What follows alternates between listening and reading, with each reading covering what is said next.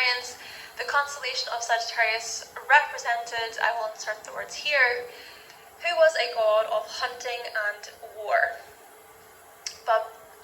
Pabil means elder, paternal, kinsman, and Sag means chief head. This name is now translated as the chief ancestor. Pabilsag. Okay, I really apologise about my pronunciations of these words, but as I say, I will pick the spellings. Yes, Pabilsag was a warrior deity and a judge. And some argue that he was linked to healing. Interesting when we get into the mythology.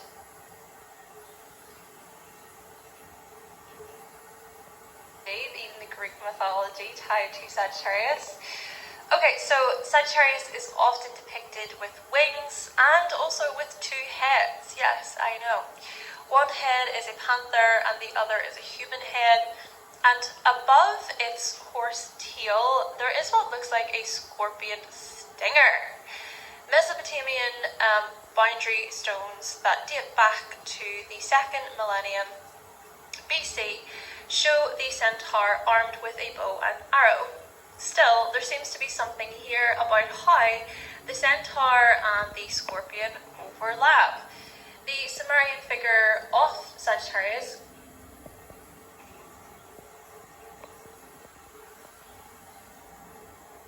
was adopted by the Greeks, but without wings. And because of this, there was no myths associated with Sagittarius. And according to Ian Ridpath, Greek mythographers were confused about its very identity. But more about the Greeks in a moment. Still, however, there is information to suggest that the name Nunki was given to a group of stars representing their sacred city of Eridu, and that this name has been applied exclusively to Sigma Sagittarii. But let's focus on the god Nergal. Nergal was associated with war, death, and disease, and has also been described as the god of inflicted death.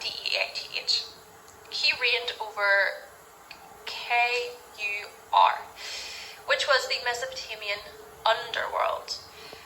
Nergal's name can be translated from Sumerian as Lord of the Big City, and he was referred to as a ruler of the underworld. Now, this is where things get really interesting. Very interesting indeed, because in the Aries mythology video, we talked about Aries associations with Dumasud the shepherd. Dumasud the shepherd was an ancient Mesopotamian deity associated with agriculture and shepherds.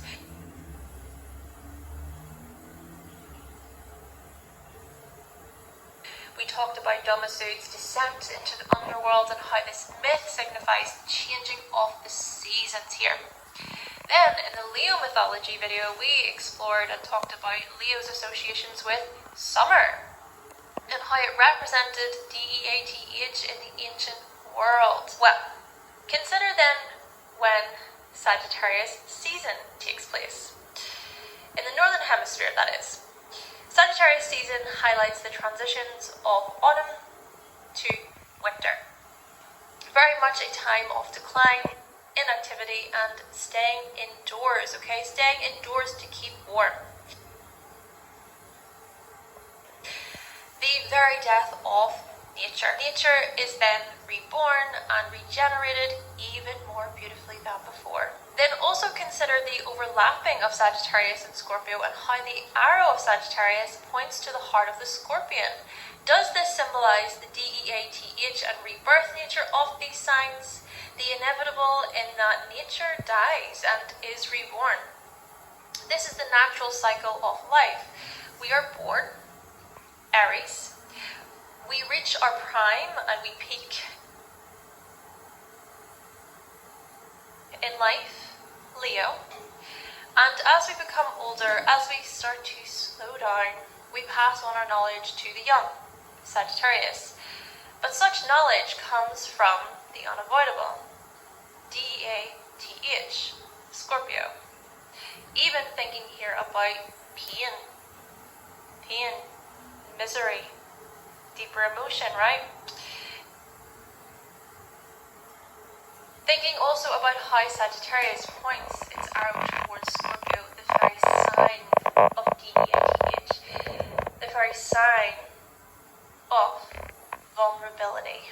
Okay, so let's move on to